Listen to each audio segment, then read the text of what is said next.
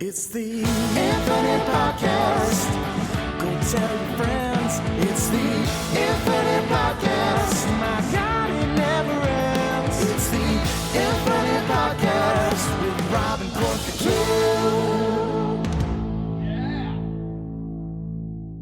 Hello, everybody, and welcome back to another episode of Project Infinite Podcast, the podcast covering the infinite and ever-expanding multiverse of fandom for movies, comics, TV shows, video games. We got you covered. I'm Rob. I'm here, as always, with Court. In Court, we are fresh into Daredevil Born Again. Yes. So the first two episodes are out. Third episode is out tonight.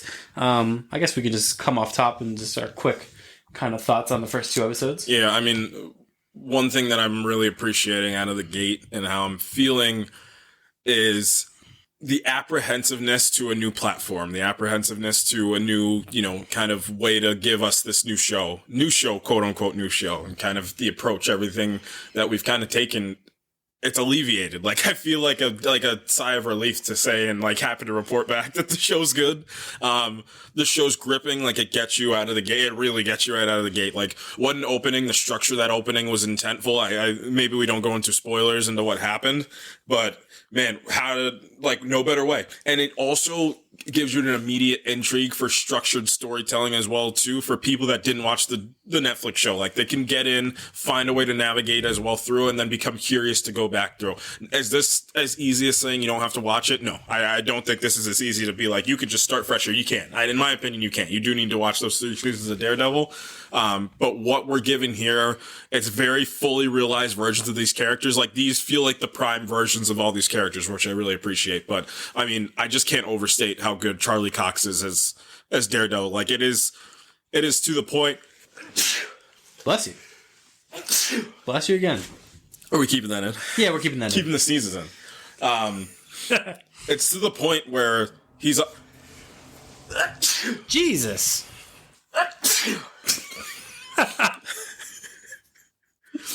All right. I love you, Charlie. I don't think this doesn't mean I don't love you. He's got it out of his system now. He's just otherworldly he's so himself as Matt Murdock. I mean, and that's the piece. He's himself as Matt Murdock as much as he is as Daredevil, and that's an important part going into the show. His kind of reversion into the the being of Matt Murdock versus the beast of the Daredevil, and it's something that he's fighting with. That's one of the early themes of this movie, of like, you and your darker half. Which one should be the one that reigns supreme? And is your darker half you? Like, is that you? That's really one of the themes. And I'm happy to also report that doesn't just go for Matt. That also goes for Wilson Fisk for Kingpin. Yep, that's one of my favorite things, at least about the first two episodes, is that Matt and Fisk are they're truly two sides of the same coin, and they're both battling against their darker halves, battling against, some would argue, their better or worse natures. And they directly confront one another on that fact, which I really appreciate, and I'm really looking forward to seeing how that develops, and that appears to be the kind of through line of what this season's going to be about, is kind of reconciling with yourself, in a manner of speaking. And yeah, I mean, everything's great. I think that the entry into the greater Marvel superhero cinematic universe hasn't been terribly jarring. I think they do a lot of cool stuff to kind of show off his powers in a different way, in a more kind of super heroic way, like a more kind of like superhuman way than the Netflix show did, which I think as he progresses, probably progresses in the MCU, like, they are, they're easing us into, like, he's a little bit more than just a regular guy who's kind of gifted. He actually has kind of like some superhuman ability. Right. Like, and it's like a Band-Aid that needs to be ripped off. Yep.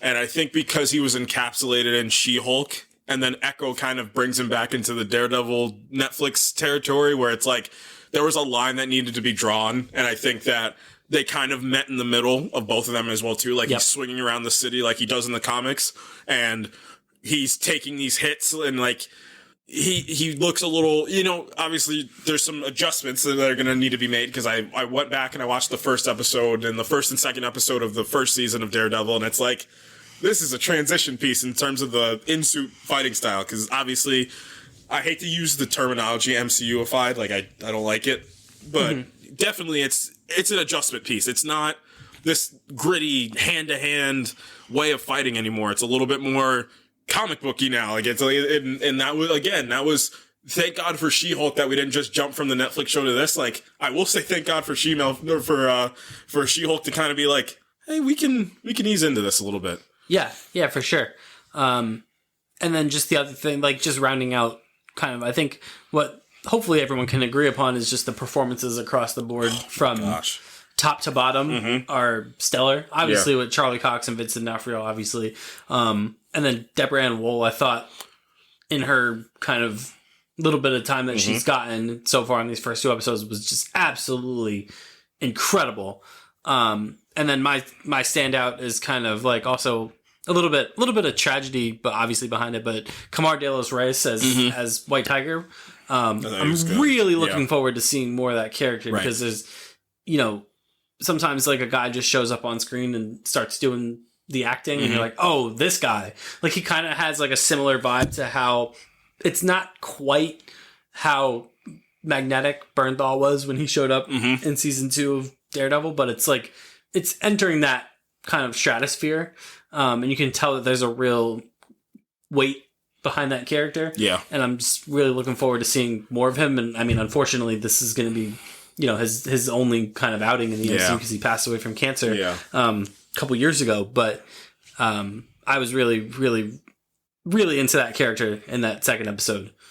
Wilson Bethel as Bullseye is one of the most inspired castings in the MCU. Like, how formidable, how absolutely psychotic, how much of a lover of the game he is of, like, being a psychopathic assassin. Like, I love the game. I love it. Like, I love the animosity it brings. I love, and again, that's a great example of how to transition from a comic to a television show and not make it feel cheesy. Like, he does feel like the same assassin that he was, but he feels bolstered. Everybody feels a little bit, like, heftier in this show, if that makes sense. Yes. Yeah, 100%. Yeah, I mean, his, again, short outing as returning to as Bullseye was you couldn't have asked for a better kind of just stint of action from him. Right. Everything that you remember about Poindexter from season 3 of Daredevil is, again, like you said, like amplified. Like everything in his hands is a weapon of just utter chaos and destruction. Right. And he's just so unrelenting and, merciless, not even in the one major action that he takes, but in the ensuing action, you see how merciless he is because you get this feeling, and obviously I'm not going to dive into with spoilers, but like you get this feeling that he did the major thing that he does feels like it was done with intent. Yes. What that intent is, we don't know yet. But again, he loves the game. Right. So like when the action breaks down and he starts kind of just like freewheeling, you really get a sense of how chaotic he is. So yeah, I mean, overall, first 2 episodes were great. They're planting Punisher seeds already, which I feel like is just like the big moment everyone's kind of waiting for. Understandably so. Right. And we're going to talk about some Punisher stuff in a little bit. But, I just wanted to get our kind of thoughts out there on the first 2 episodes. But today, our main topic of discussion is going to be, we're going to remix our pitch meeting idea from when we did the Marvel stuff, which was really, really fun. And we're going to remix that to some DC stuff, especially as the new DC universe kind of gets kickstarted. We're going to just throw out some ideas of stuff that maybe we want to see. Going to try and, keep it to either newer stuff or stuff that hasn't been announced and, just kind of take it from there. But first, we do have some news, starting with, of course, I almost said Oppenheimer casting. Come on. Odyssey casting. He shouldn't have been. Why'd he go with another O title, man? It's throwing me off. Maybe that's his bag. So just again, we're at the stage of the Christopher Nolan casting where we're getting these kind of like B to C list actors, and we're rounding out the group. People that again like are just going to be probably in the movie for a couple minutes and then they're going to be gone. But they're pretty notable names. So Corey Hawkins obviously is the most recent casting, I think. You might know him from couple things. Straight Outta Compton probably is his big, not his, well, I guess maybe it is kind of his big break, because he was also in Black Klansman. I know him from 24 Legacy. I was very excited for that show, and it was okay. He's good in it. Yeah. So I think that's great. I think it's great for, all the names that I'm going to bring up. It's great for them to kind of get, because you're kind of, I guess, I mean, this is kind of reductive to say about Jack Quaid, but like Jack Quaid being an Oppenheimer, and now you're kind of seeing like it kind of like justifies a lot of Nolan's casting choices when you point to like, oh, like he was only in this movie for like 2 seconds, and now they're like a major movie star. So it just shows you that he's casting people with purpose and people that he, in some scale and degree, wants to work with, right? So that's very cool. Our channel favorite, Cosmo Jarvis, has been cast as well. I think that's super cool for him. Obviously, just a star-making performance in Shogun. It's not proper. That we talked about ad nauseum for, I think it's still on record as our longest episode. Is the Shogun episode. Which is great, again, especially for someone like him who does not have an extensive filmography. Outside of really Shogun is where he kind of obviously broke out. Right. Did like a couple episodes of Peaky Blinders. Like he's been around like the British TV circuit, and now obviously Shogun was his big boom, and now he's being cast in a Nolan film, which I think is really, really cool. And then the last one is Jovan Adepo has been cast. What was he in again? He was in Babylon. He was in a few more things as well, too. Yeah. So, yeah, I mean, and then I guess I don't think we ever touched upon the Matt Damon thing, right? That he is Odysseus? Yes, he's playing Odysseus, and then Tom Holland's playing Odysseus' son. Yeah. So, like a dual lead actor, but Matt Damon's the real lead actor. He's getting the Cillian Murphy treatment. He's been Nolan's guy since Interstellar, like one of his side guys since Interstellar, and you're finally going to get to be the main role. Yeah. And maybe get a best actor nom out of this as well, too. Yeah. I mean, again, with this Odyssey thing, I like that we're doing this bit again, because before you know it, this movie's going to be out, or we're going to be getting a trailer. And man, just what a cast. And again, just the idea that this story, one of the first stories ever, is finally going to be adapted to film is awesome. It's an awesome undertaking that Nolan is embarking on with this movie, and I'm really looking forward to it still. We got some trailers. Actually, no, let's say the trailers. We got some more casting stuff. So the Harry Potter TV show at HBO Max is starting to round out, and we have the John Lithgow casting. The first one where I'm just like, okay, it's again, what's the time frame of these things? Because John Lithgow is in his 80s. All respect to him, he's a tremendous actor, but man. So he's going to be playing Dumbledore, and then Paapa Essiedu has been cast as Severus Snape, and you can guess what the reaction to that was. How sad. Yeah. I mean, how sad. Like, it was so, I mean, you know what it reminded me of? When what's his name got cast as Finn in Force Awakens? John Boyega. Yeah, when John Boyega was cast. That's exactly how it felt like, of how dare you infringe upon our precious, very one-colored franchise. How dare you? Yeah. About magical wizards? Yeah. So it's fine? It's okay. It's okay, guys. Yeah, I mean, and I know people are just, there's a couple issues, not issues with the casting, but issues that this raises.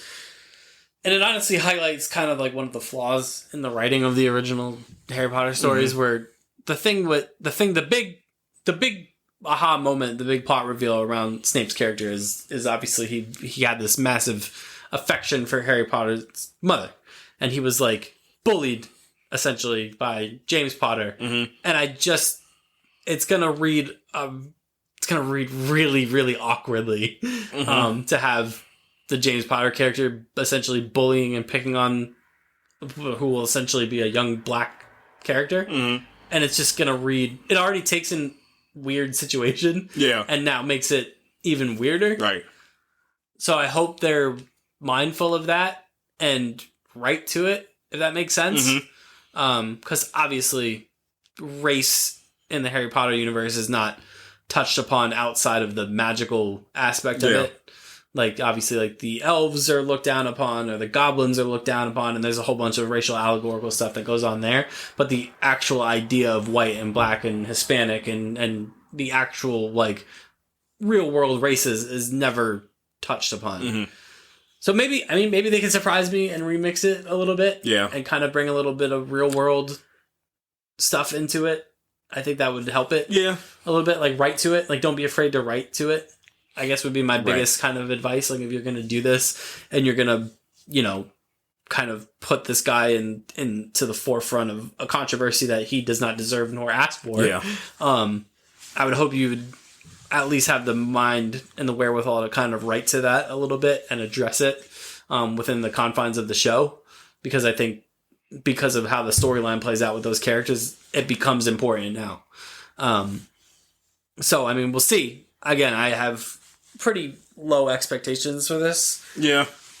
Just because, like, I think the original set of films was a 1 in a million chance that it worked to the degree that it did.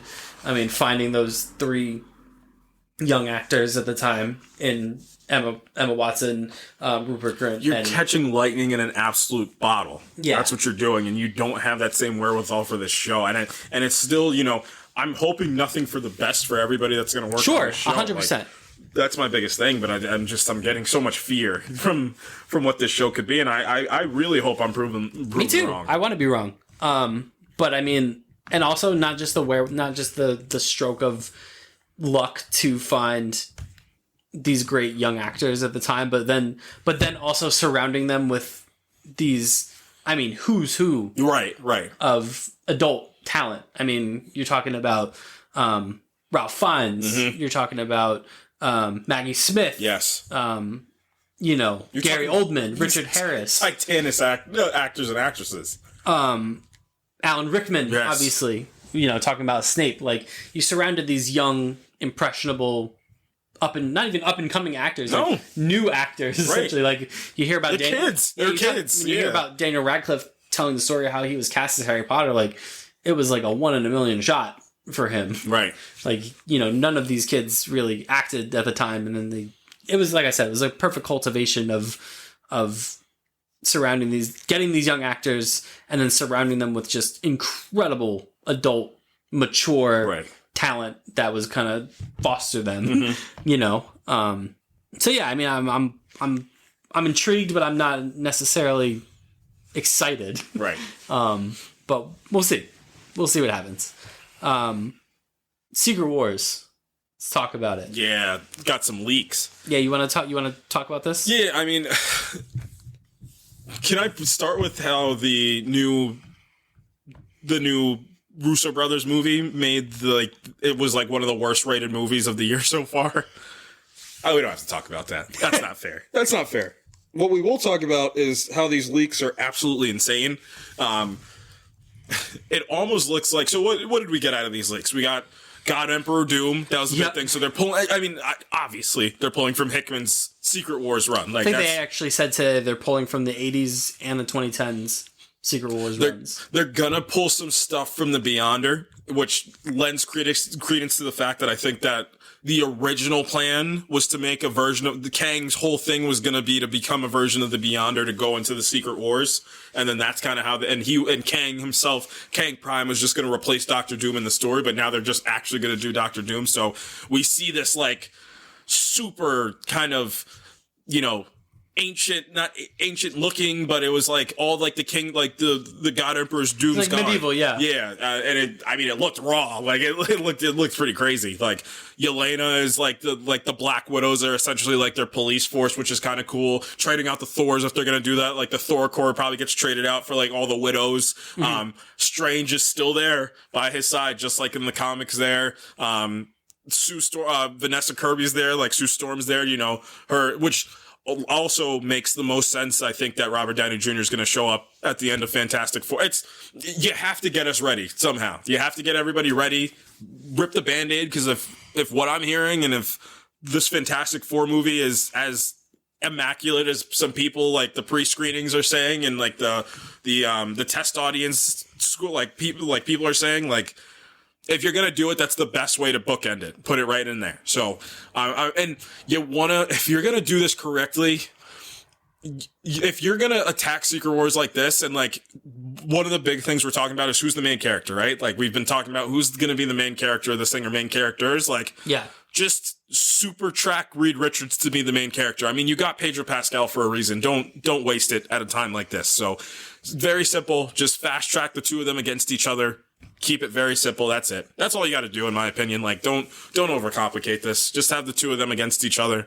It's very simple. So, we got the Guardian. No, it's Star-Lord specifically. So the Young Avengers are going to play, because I think you're right. That also made me think you're right about the Scarlet Witch kind of taking the place of Molecule Man, and she being the one, because I believe she's not a Nexus being, so that got debunked out of Multiverse of Madness. But also, to your point, I think what's going to happen is she's going to be the one she's going to be the catalyst to hit the boom, to get the start of just like the Molecule Man was. So I think whatever happens, and like you said, she's such like this incredible character that can be utilized in the right way. That might be the coolest way, to be like her reintroduction is the Scarlet Witch of each universe, or like the Wanda Maximoff of each universe is the one that's actually the catalyst behind everything. She's the only one powerful enough to do any of these things too. So, speaking of that, the reason I'm bringing up is the Children's Crusade from the Young Avengers comics. Like, that's probably what they're going to try to do. That might be a big portion of this. So, who was it? It was Kamala. It was Kate. Cassie. Yeah, Wicked and Speed. I'm still upset that Patriot's not there. I think they're going to retroactive that, especially, like, I don't know what the problem is of, like, Patriot's a founding member of the Young Avengers in the comics. Like, and that, it also sucks that Kang's not there, because not utilizing a really good younger actor to play, to play Iron Lad, to lead the Young Avengers, to be the main character of this movie because you're going to make Yelena, you're going to do what Kate Bishop, what you did with Yelena, like her and Kamala are going to be the two main characters of this thing, of whatever this Young Avengers movies happen. So, which I do think they're going to probably try to speed track before Secret Wars comes out. Come on, man. Speed track, Come on. Come on. That makes a lot of sense. Yeah. What's Star-Lord up to in these Star-Lord's doing a lot. He's gonna be like, because Vision was there too in that leak, which makes sense because he was with Star-Lord. Yeah, they were chilling on the couch together. Well, I think Star-Lord's probably like, the cool uncle. Exactly. Like he's like, but I just don't know how he gets in with them. Who knows? He's on Earth now. So he is on Earth. Yeah. Who knows? Yeah, obviously, I think the only reason we didn't see any like Avengers leaks is because they still don't know who the Avengers are, which I think, again, it would be really smart to build the Avengers team that Sam's going to make. The Young Avengers are trying to, because your catalyst into that is Wiccan and Speed are like, we need to go get my mom. Like my mom, like I need to, like our mom is, being held by Doctor Doom in this universe. Like we need to go get her. Will you guys help us? And like after recruitment, like this is our mission. The main Avengers, and then the Thunderbolts. Like the Thunderbolts are like, obviously like the Void is, down now. We have the Sentry. Like we are a powerful team. Like it's going to be 3 Avengers fronts to try to do that, and they're all going to lose. And then that 4th secret one, I think, is going to be that multiversal team. Like that, what I think is going to happen, and the post-credit scene of Captain America 4 kind of lends to this as well, too.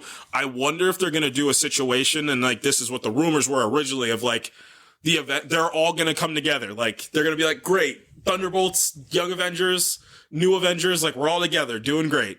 Perfect. They're going to immediately lose. They're going to lose, and you know what they're going to lose to?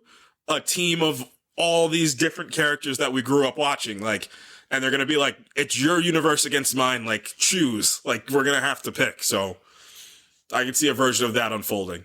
Yeah. But leaks were crazy. The leaks were... we didn't even talk about the Hulk one. Hulk and She-Hulk doing a version of Planet Hulk as well, too, is crazy. Yeah. So, I mean, if this is the type of stuff they're cooking up, again, I think the Russos do a tremendous job. I think they get a bad... Them and Downey have caught a pretty bad rep, I guess. I don't overtly understand it. Like, I find it a bit... Like, I think it's a little reductive. I've seen this criticism come out about Downey recently where, like, he's just doing this for the check.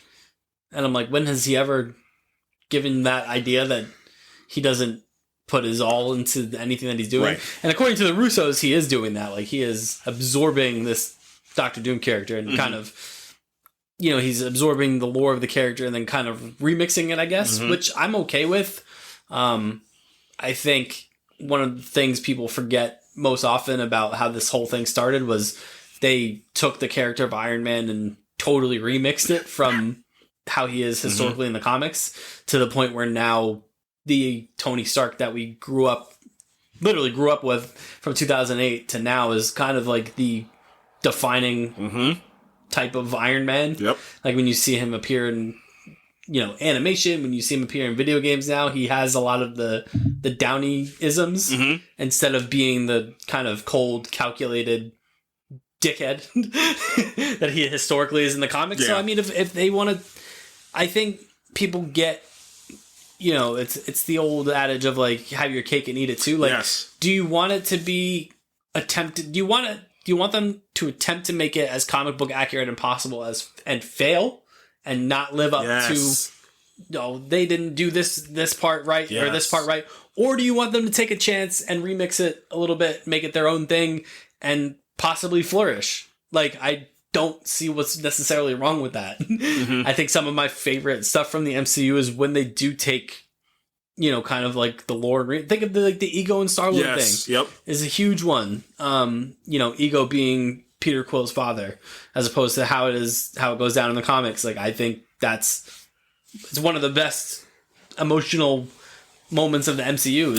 Is you know, those scenes with Ego and Peter. Like, when they do that stuff, I think it more often than not it works. I mean, sometimes it doesn't. I mean, you could argue night and day that, you know, how they dealt with Ultron in the MCU wasn't exactly, you know, the best. But I think the performance of Ultron was good. I think the writing behind Ultron was strong. It's just that they kind of just used him as this one-off Avengers villain, which I think. But a lot of the stuff that they've done with they've truly created their own universe. And they've created their own canon, which I think is really, really hard to do. But as long as you stick to the rules of that canon, I don't think there's necessarily anything wrong with that. So, like I said, I'm willing to give this not just willing to give this a chance. I think it's gonna be good. And people just questioning whether or not Downey can do this without, like, did you watch him in Oppenheimer? He's awful. Strauss is an awful person, Right. And Downey plays him with incredible conviction. And it's exactly what he said. He said his power stays in the shadow. Like, that's in Secret Wars, or the lead up to Secret Wars. Spoiler alert. That's literally what Doom is doing. The big reveal is that Doom was the one that orchestrated this entire thing. So I think he's going to be fine. Or not orchestrated it, but he's the one that saved it by his machinations. Yeah. And by making sure, like, the man traveled back in time, created a cult to worship himself so they would be powerful enough to back him by the time it came. Pretty tough. Not gonna lie. That is one of the coolest things that a villain can do. Yeah. So I think it's going to be fine. is where I've landed. Yeah, I think I've landed that it's going to be fine. We do have some trailers, though. Trailers to talk about. First and foremost, we got a Last of Us trailer. Everything looks better. Physically, like... Everything looks better. From season 1. I mean, scale is something, but also intimacy is something as well, too. And I mean, relationship-wise, it feels more dialed. Like, everybody feels like... I think they understood the task that's at hand. Yeah. From a I think they understood the two ends of the two ends of the spear of, like, hey, we need to just nail this. Like, we made one of the best shows of 2023. Like, we need to come back with absolute fire when we come back around to do this one more time.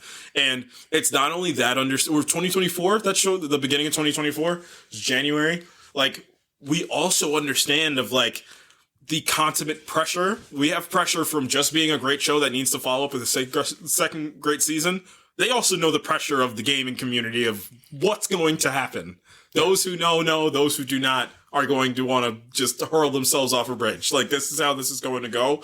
But again, no better person to put in that situation than Craig Mazin. I mean, somebody that's like a consummate, professional, somebody that's got full control over, how to connect and how to structure and how to long form and how to like really break down and really understand how to craft. I think he's one of the best crafters. He's one of the best weavers there is. And like I said, on a long form front and going into this trailer, I mean, we can talk about the coverage of what this is going to cover throughout the game without getting into too many spoilers. So, I mean, you're looking at the Jackson stuff is the big stuff that this is going to cover. The Jackson stuff / the Abby stuff are the two big things. There's Seattle stuff in here. There's a lot of Seattle stuff, which brings me to my big theory. I need like drum rolls or something when we get into the theory time. They're gonna tell this non-linearly. They're gonna do this. Seems to be happening. They're gonna do this. They're gonna do everything in here non-linear, back and forth. Because I think even some of like the leaked set photos had had Ellie and Dina on the horse in Seattle, like while it was summer in Seattle, I believe. So. That's pretty deep into that game. I think what they're going to do is Season 3 is going to be Santa Clara. And Season 2 is going to be the whole second game. Like, Season 2 will be, or the 2/3 of the second game. Like, it's going to be almost all of it. Season 3 is going to be Santa Clara and whatever they're going to add into it as well, too. Whatever differences they're going to make. I have a feeling that, again, I'm gonna say this until I'm proven otherwise, which maybe I should, but I'm being stubborn. I still think that HBO told, Druckmann, you better get on The Last of Us Part 3 immediately. Like, immediately. This game needs to be done. Like, I know you're working on your Intergalactic game. Get that game out, and the next year I need you to get The Last of Us Part 3 out. So, obviously that's a near impossibility, especially with Intergalactic being this, like, absolute space epic, amazing 80s inspired space epic it's about to be. However, I do think that they understand how fruitful this Last of Us universe is and how lucky that Warner Brothers was the one to pick up the rights to it as well. So I think they understand. I think they said, like, hey, we need this third story at least mapped out. But like I said, I think Season 3 is going to be Santa Clara and Season 2 is going to be Jackson and Seattle. And then the killing blow... and then the thing is going to happen that's going to be the cliffhanger. It's the thing. Yeah, I mean, that'd be such a wild way to tell that second game story. But it could also address a lot of the criticisms that I have had of the pacing of the second game. If they do try and do it non-linearly. Mm-hmm. And I think it also addresses some of the, not addresses the issues the questions that I have, but it addresses the thing that I've been saying for a while about how they need to handle Abby. They need to handle her with a little bit of a sense of mystery and build her up as more of a protagonist. And I think telling the story non-linearly could do that. Especially as it appears that they're really going to set up... I don't think they're making any bones about the WLF being an antagonistic faction. Mm-mm. Or at the very least, Isaac being an antagonistic figure.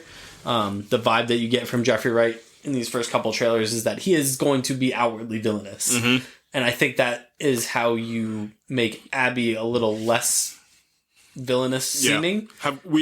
Maybe we saw Owen in that snapshot of when they're walking to the Probably, cabin. Yeah. It seems like, but I don't know why I keep getting this weird feeling they're purposely withholding who's playing Abby's father.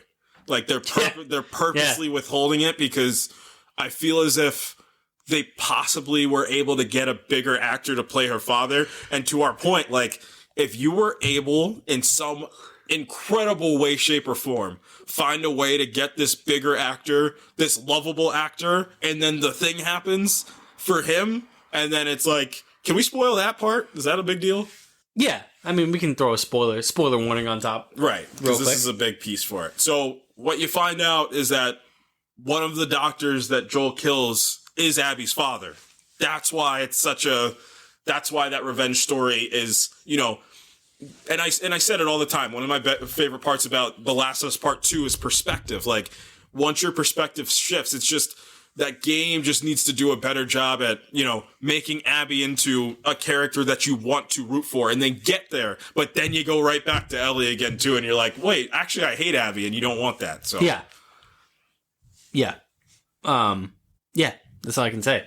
Yeah, I don't know. Just again, like everything just looks better from the first season. They heard your complaints about the zombies. Don't freak out. No, they're infected. There's no zombies in that universe. There's going to be infected in droves this season. It appears. Yes. Woof. So don't worry. And we're just going to get some more of the great character work that we got in the first season. I think, what that show was really great with was expanding the universe. And I'm just looking forward to seeing how they do more of that in season 2 and beyond. We got a Andor trailer. Woof. Woof. Yeah, this is going to be good. What an absolutely incredible way for them to approach the trailer, down to the music, and I mean the show just looks so sharp. It's so sharply shot, and everybody's dialed in. Like this is the most war we've ever seen in Star Wars. Yeah. And we've seen actual war in Star Wars. It's the most war because it's the byproduct of the bad of what war is. It's the truest form of the war in Star Wars. It's not about these big, big Death Star, well, a little bit, but it's not about these it large, is ultimately about the Death Star. TIE fighter, X-Wing battles, or these, lightsaber duels. Like, it's about the political gain.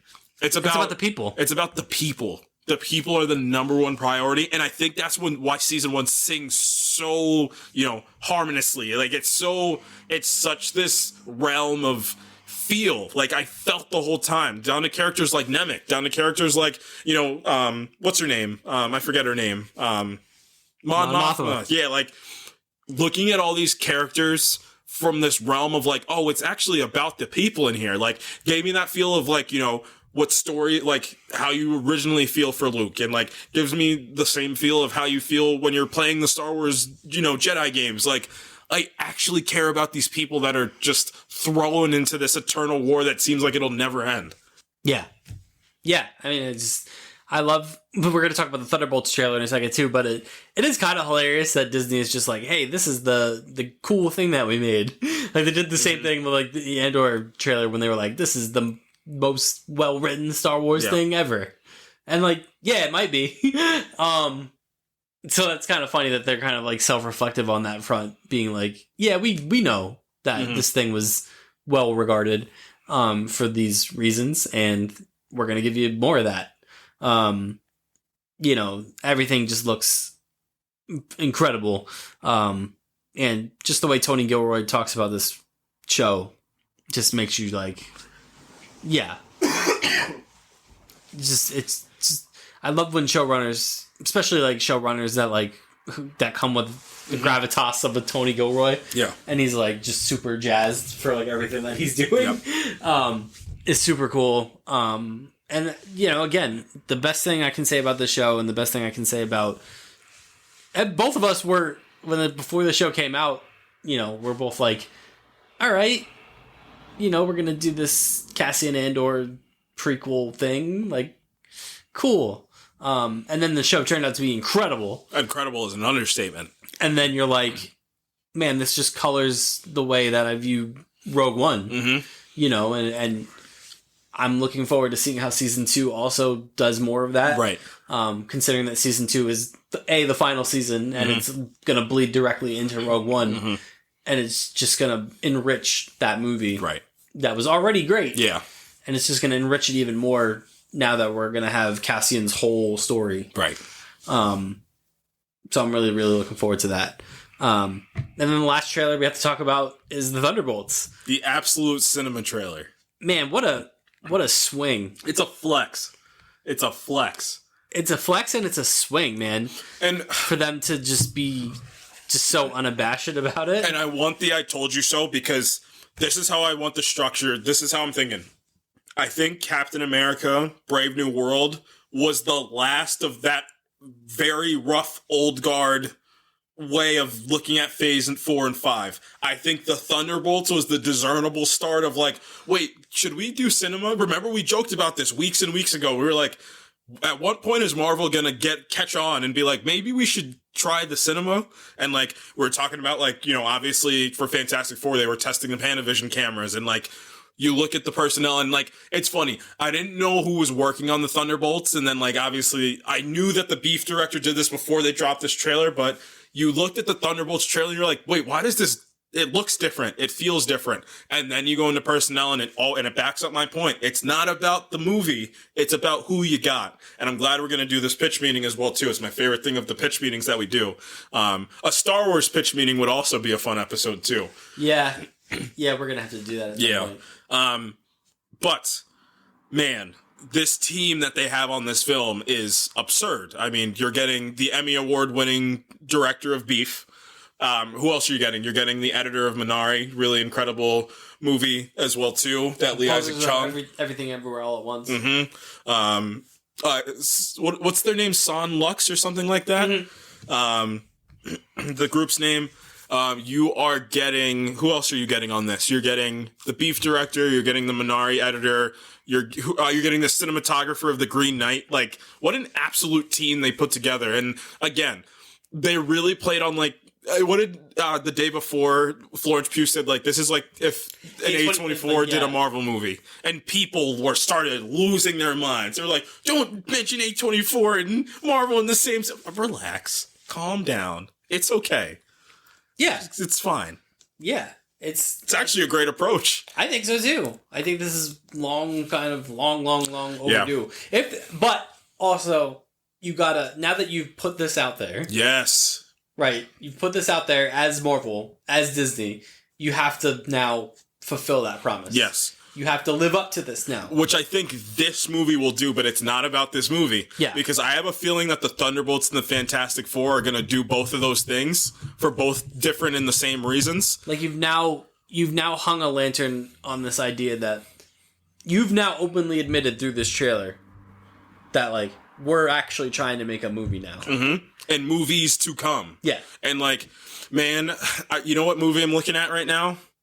The Eternals. Like, I wish The Eternals would have came out after this movie, because then they would have been like, no, let Chloe do whatever she wants. What are we even infringing on anything for? I think this movie, they let them do a lot of what they wanted to do. Like, I don't think there was too much. I don't think there was much meddling in this movie, it feels like. And I know, like, Paul Jenkins was a part of making this movie. Like, Marvel doesn't do that overtly too much. DC does. I don't think Marvel does that in crazy amount, to have the creators of the things, like, I'm talking direct one-to-one, like, consulting on these films. I could be wrong, but, like, this one, like, Paul Jenkins said, like, no, I was, like, a big part of getting Sentry in this movie and how the attack for Sentry was. Yeah. Again, like I said, now you've now hung a lantern on this idea that you're trying to make an actual movie. And, a film. Yeah. And now you have to fulfill that promise.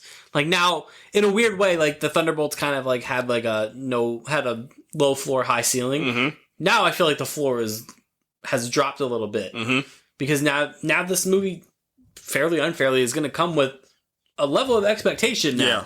Like you've now hung a lantern on. Look at all this cinema personnel we were putting behind this movie. This zany, like, fun, like, so now you have to deliver. Mm-hmm. Like now this movie is now positioned not to be kind of like this fun surprise. Now this movie comes in with a level of expectation.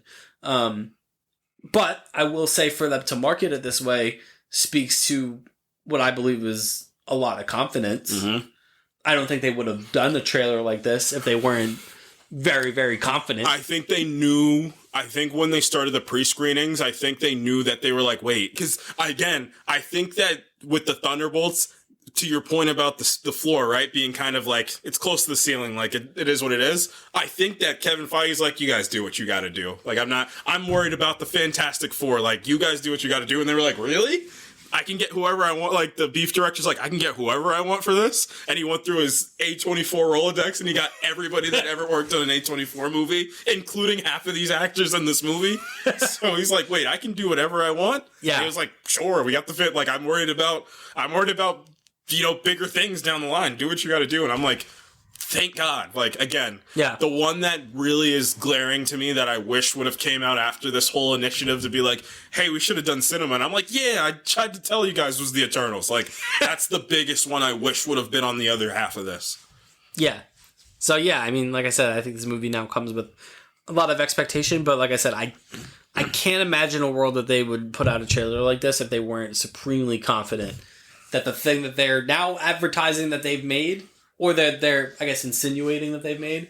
Like, you don't put out a trailer like this and you're like, unless you're like, yeah, we made an actual film here. You know, an action film, but a film nonetheless. Unless you were supremely confident that that's the type of movie that you've done. So, we'll see. I mean, this movie comes out in a couple months, and I think we both, after that first initial trailer, are both like, oh yeah, like this could be really, really special. Yep. So I'm really looking forward to it. Yep. So on that front, let's do pitch meeting. Yeah. Because it's about the personnel. It's about the personnel. So yeah. DC pitch meeting, much like the Marvel pitch meeting, we're going into the office. We have our business suits on. We have our briefcases with comics in them. James Gunn is here. Yeah, James Gunn's here. He's got his laptop. He's got his glasses. Nathan Fillion is here for some reason. Yeah, for some odd reason. Dave Bautista's here. I'm very excited and a little scared. Who's the funniest fourth person that can be in here? John Cena. John Cena's in here. John Cena's in here. So, same approach. You get a film, you get a TV show, you get a special presentation, and then I will give you a fourth cook project. Ooh. Just cook. I wasn't ready for that one. All right. I can freestyle it. I think I went first last time, so you can go first this time. I think I'd like you to go first again. Oh. You get the number one pick 2 years in a row. What are we doing first? Let's like go the progression. So we can start. I feel like last time the special presentation meant so much to us. Like it kind of divulged into like the one that we were like ended up like having so much passion. My show is the one that I have the most passion for. So let's start with the special presentation. Okay. That's the one I gave the least amount of thought to. Funny enough. Special presentation. You know what? I'm gonna need to think about it. So I'm gonna do my TV show first because it's the one that I'm most realized about. And you know me from the last one. I'm a big continuation reboot guy. And this is something that has been out in the ether for quite a while that I'm not sure will ever happen. And it's an HBO revival of Arrow. Okay. So you weren't joking when you talked about the different approach you were going to take. You were not joking. Okay. I think it makes a ton of sense. I think that you have a character that is ripe for this type of thing.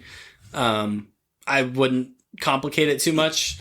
I'm probably just bringing James Bamford back, who I believe directed the most episodes of Arrow. Okay. From 2015 to 2020, and he directed the finale, if I'm not mistaken.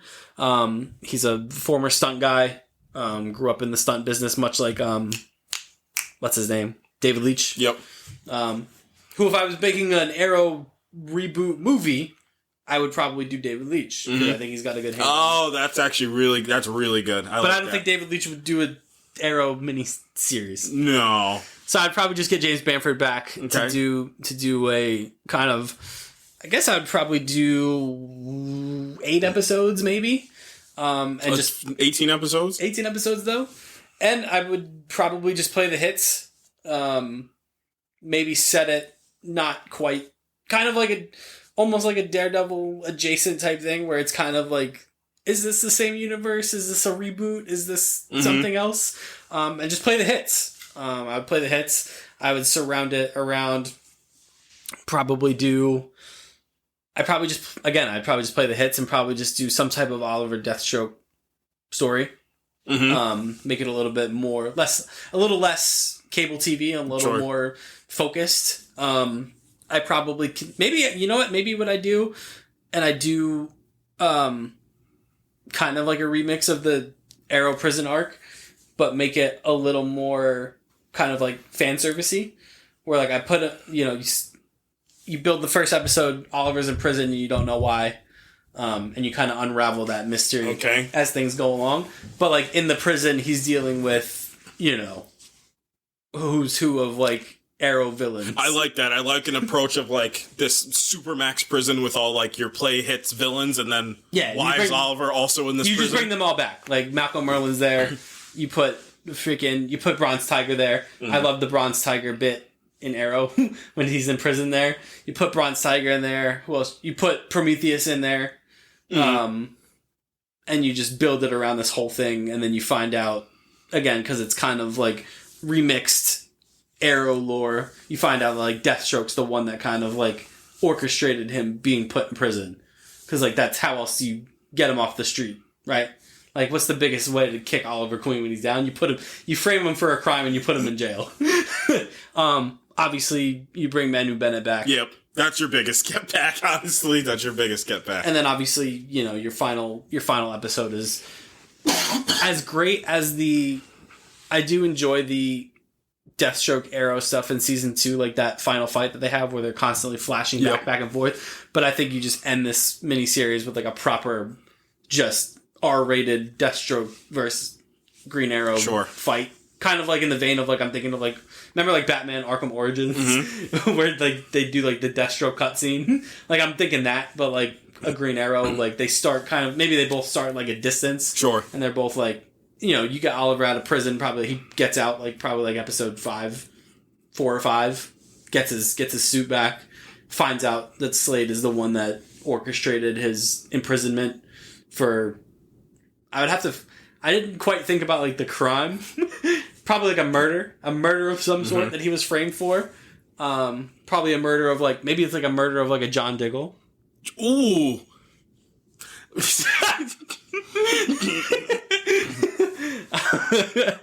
And then we just keep it really tight. We don't really connect it to like any type of greater DC lore or anything like that. Like you just make it very self-contained and just good action. He kind of like, in my brain, you kind of treat the prison like a Scott Pilgrim type deal. Like every episode, like he's working his way like through the prison. Because like obviously the guards are in on it. So they're like, shoot. Damn, Oliver, it's crazy that you ran into Malcolm Merlin in this hallway. Right. Now we have to have a fight. Right. Like, maybe he teams up with like a villain in there. I don't know who he would team up with, but... Ooh, maybe his sister. Oh. Like the half-sister. Oh, yeah. Oh, yeah. That's a way to bring her back. You have them kind of like team up in the prison and they get after it. Right. Maybe you throw some of the like the flashback villain guys in there. That'd be fun. Yeah. I just, like I said, I think you play the hits, you treat it as like an 8-episode like love letter to this show that we've talked about before. It was like the true linchpin Kickstarter of like shared cinematic universes that doesn't get nearly enough credit. Right. And then maybe at the end of the 8 episodes, you throw a little Flash cameo in there. That'd be fun. Joe West cameo? Sure. Gratuitous cameos? Oh, there would be definitely gratuitous cameos. Oh my gosh. This actually only thrives off gratuitous cameos. And then you have like, maybe the way he like gets out of prison is like, you have a separate story arc where like it's Quentin and Laurel, because like, again, separate universe type deal. Quentin and Laurel are like working on the outside trying to figure out like what happened. Right. And then like they have the big like come to moment where like they get him out. And then Quentin and Laurel like sit Oliver down and they're like, no, actually like Deathstroke is the one that's like orchestrating this. And then they come to blows. So an Arrow revival, 1 season. Yeah. Let's put them in the Thunderdome. Yeah. Okay. Yep. Stephen Amell's obviously coming back. Duh. Yeah, I mean, that's Stephen Amell. That's Stevens the Amell. The Salmon Ladder is back. He gets big montage, big training montage in episode 4 or 5. Whenever he decides to get out of prison, he gets back to the. We bring it back. We remix it. We bring it back to like the old school under the Foundry bunker instead of like the big technological thing. And he gets the Salmon Ladder. He gets in there. The voiceover's back. No, I'm kidding. Maybe I'm not kidding. Maybe we do a voiceover, a monologue. No, maybe. No, you have to. What are you talking about? That's one of the most core pieces of this whole thing. The Man in the Hood was there that night. Damn. And then you bring back, what's his name? Blake Neely, the score guy? You have to. All-time score. Yeah, it's pretty good. Insane. All right, you go. Am I going with my TV show? You can go whatever you want because you told me to do the special thing and I wasn't ready for it, so I just changed direction. Well, I'll do my TV show then, so we can keep volleying back and forth. So this is the one that means the most to me. I've talked about it on here about this a bunch of times. It's the Mr. Miracle show. I think that is simply one of the most special comic book runs there's ever been. I mean, the themes that they tackle in that is absolutely insane. It's one of those books where it kind of changes you a bit after you read it, and like it's also always my point of like it doesn't matter where the media is consumed from as long as the story is great and impactful. And Mr. Miracle is a great example of that. The Last of Us video game is a great example of that. Like it doesn't matter that it's a comic book and a video game. Like the story that comes from that is absolutely exceptional and absolutely top tier. And I mean that Mr. Miracle run, dealing with all the mental illness that they were talking about in that. I mean, you're talking about a character that's entire power set is built upon escaping from anything. And, the first panel, like, that's in, like, the present day in that book is him, trying to take his own life. Like, that is a potent way to start a book. And, I mean, encapsulated on Max would be the best place to capture all this. Like, this, R-rated, super emotional, but kind of also very like zany and weird kind of television show. My personnel that I need for this, Dylan O'Brien, that's Mr. Miracle. Like the look he had at American Assassin, and like that one frame of him just looking directly at the camera when he's in that like that's Mr. Miracle. Like there's this broken nature that gets added onto it as well too, and kind of like this like weight that gets added onto Mr. Miracle. And I just find that it would be so fun to attack. Like I love like the whole approach of Mr. Miracle, how regular everything is. Like if Paul Rudd was younger, he would also be a perfect Mr. Miracle. Like yeah, I love this whole idea that like his wife's, and obviously because I needed to grab the tallest actress I could, Elizabeth Debicki would be Big Barda. Like that's easily the easiest casting that I would have to go through. Mm-hmm. But I just think it would be absolutely incredible. Like imagine like you're doing your show, like it feels a bit like something just feels off. That's the big thing for the Mr. Miracle book. Like, and again, that's a big, allegory for mental illness. Like something just feels off this whole thing. Like there's this ever-present loom that's over you. And I mean, I love the situation he gets thrown into. It's like his wife's having it's a satire piece, which is going to get me into like, I'm having a battle of who I want to direct this, but I think I kind of just answered my question. I had a battle of the approach I wanted to take, but I just feel like it would be absolutely hilarious if like, he's like, like his wife's having, their kid, and like the Furies are in the room over of like, tomorrow we're going to like try to murder you, right? They're like, can we just let my son be born today? And like Darkseid is like eating a baby carrot at his son's baby shit. Like it's the most weird and absurd, but it's also violently emotional and violently topical and violently potent of a story. It's one of the most special ones that you can find. So obviously, like I said, Dylan O'Brien and Elizabeth Debicki would lead this as Scott-Free and Big Barda. My writer would be, it's a combination team, obviously Tom King. It would be Tom King, but I want Tom King and I want Cord Jefferson, who worked on American Fiction, won the Oscar for American Fiction, but for your DC fans know that he wrote one of the only Emmy Award winning episodes of The Watchmen, like the Watchmen TV show. Cord Jefferson won the Oscar for that episode. So I really think that their tandem together as an approach to how to really break down a character, I think they do really well. And strip down like this superhero mystique around it as well too. I think that both of them do an absolute incredible job at that as well too. So my director, I had a battle, and I think I answered my question. At first, I had Kogonada, who did After Yang, and more famously, he did Columbus. And I think it's because there was an ambience about the way that he directs that I wanted. But you know who would be absolutely perfect to get the weirdness out of this, the satire out of this, because this does need to be a part satire piece? It's Bill Hader. Bill Hader would be the absolute perfect person to direct this thing. He would capture the weirdness and the absurdities and like these more, and again, it's the same thing that The Bear happened to, same thing that Ted Lasso happens to, same thing that obviously Barry happened to. The first season's a comedy.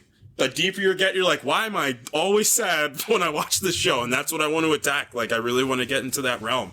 So, like I said, I think Dylan O'Brien would be the absolute number one and perfect choice. And it's also like one of those things, like, obviously when Teen Wolf was coming out, more specifically when the Maze Runner was coming out, like, I thought Dylan O'Brien was like next. Like, I thought he was going to be the absolute biggest star. Obviously, he had a very, very bad injury that he suffered as well, too, on the Maze Runner, which kind of derailed some things. But he's still in his mid-30s, I think, early to mid-30s. So, obviously, like, he's still primed for an absolutely incredible career. And I think a role like this would really kind of, like, propel him back into that A-list stratosphere of, like, everybody wants to know what he's doing as well, too. So, I had my cinematographer as the Loki cinematographer and the Black Panther cinematographer, Autumn Durald Arkpal. I feel like the way that she captures shadows and lights and, like, the way they were approaching Loki, I kind of want that same look for something like this. And then my composer, same thing, the Loki composer would be Natalie Holt. That one I had a lot of thought into. I can tell. Yeah. I can tell you really thought about that one. That's great. And if Bill Hader's not around to direct, I'll do it. Ah, fair. He's always willing. Glad you're willing to step up. I hope you did the same thing on a writing front for one of these. You're like, you know what? I'll just do it. I'll do it myself. I'll do it myself. I mean, there's my special feature one. I wouldn't mind writing because it feels like it'd be fun. So I guess I could just jump into that. Sure, I'm actually very excited to talk about that one. Ooh. I took a different approach. Okay. And my special presentation is going to be a series of special presentations. What? They're going to culminate in the fourth piece. You can do that? Yeah, this is our show. This is our show. This guy's making his own rules. I am making my own rules. I'm kind of making my own, not making my own rules per se, but my idea for a special presentation would be a Booster Gold Blue Beetle thing. Nice. But Nice. Yeah, so instead of doing Ted Cord and Booster Gold, You're a genius. I'm going to do Jaime Reyes and Booster Gold, in which Booster Gold comes back in time to get Blue Beetle, and he ends up running into the Jaime Reyes variant. Not variant, but the Jaime Reyes Blue Beetle, and he's like, oh no, I got stuck with another Blue Beetle. So obviously I just bring Zola Mardueña back as Jaime Reyes. I don't think you'd get much better casting than that. As for my Booster Gold actor, I would like to nominate Patrick Schwarzenegger. I think that's really good. I think that's really, really good. I think that guy was great in The Boys as Golden Boy when he was in it for a bit. I think he would be great as a Booster Gold. And their dynamic would be more kind of like it's just kind of like wackiness. It's like if Star-Lord were to be like your mentor figure, like, you need to be taught things. Like, why are you talking to me as if I need to learn things? Yeah, like it's weird. Like it'd be this dynamic where like Blue Beetle, like Jaime Reyes is kind of like entering his own as like a superhero, and Booster Gold's like, man, this is not what I was expecting. Right. As who the villain would be, I would have to go with Booster Gold's father, John Carter. Ah, that's good. Played by Anthony Starr. Oh, that's really good. That's really good. That's good. I like that. I like that quite a bit. And that's why Booster Gold has come back through time, because he's trying to figure out how to beat up his dad. I will say, to give a bit of a leak for one of mine, this is not the last time you're going to be hearing from Anthony Starr tonight. Oh, wonderful. I just feel like that would be a kind of neat synthesis of like the Boys universe, where like Golden Boy was like supposed to be the next Homelander, right? And then you have Anthony Starr playing kind of like an evil, not an evil version of Booster Gold, but like this kind of like father figure who's you get Anthony Starr to play like the character that kind of like Soldier Boy was to Homelander. Like, he looks at Booster Gold and he's like, you're a fucking disappointment. You know that? Like, you're like the worst ever. And then like you can do a whole bunch of stuff. Like you can interject like the Mr. Mind stuff into like, that's the reason why John Carter is the worst. Right. And you can bring back our old pal, Mr. Mind. No, don't do it. No, you know what? Actually do it. Why not? It's actually bring fine. It back. As for who I would want to direct this, I was quite fond of I think I would probably just get the Blue Beetle director in. Angel Manuel Soto. Mm-hmm. I just feel like, as much as like this is like a Booster Gold like co-direct like co-thing with Blue Beetle, I think Blue Beetle, much like he was in his own film, would be kind of like the grounding mechanism and the heart, and kind of like telling Booster Gold like, hey, I know about family issues, you know, and this is how we got to handle this. And he'd be like a real heart and soul, like lean on Zolo Maraduena a little bit to like kind of like anchor this thing. And then you just get a nice little team up movie. Not a movie, but like, you know, special presentation. You tell that story in like an hour and a half. That's still a film. Yeah. And like, you know, it just starts. Like he's Blue Beetling, and then all of a sudden, boom, Booster Gold shows up. And he's like, oh, so he's like, Ted? You're not the Blue Beetle I'm looking for. You're not Ted. And then we keep up this hilarious bit of Ted Cord just not appearing in anything ever. Which is an excellent byproduct of this project. It's kind of funny, I'm not going to lie. He's mentioned in name only. We hear him speak a little bit in Blue Beetle at the end. And I just think that would be fun. So that's mine. Okay. I love it. I really like it. Thanks. I'm a big fan. Thanks. I'm an absolute big fan. All right. I put a lot of thought into this one. Yeah, you got 4 concurrent spin-off things. Yes. So this is kind of like a special presentation, like it's a mini series at this point. Yeah, like it's a mini series. It's like this You're doing Black Mirror, but DC. A little bit, I think. It's like this like so here's my approach. So obviously Paul Dini and the absolutely like monumentous Alex Ross made those series of books. So it's, you know, Batman War on Crime, Superman Peace on Earth, so on and so forth. So you do those two, and you do the Wonder Woman one as well too.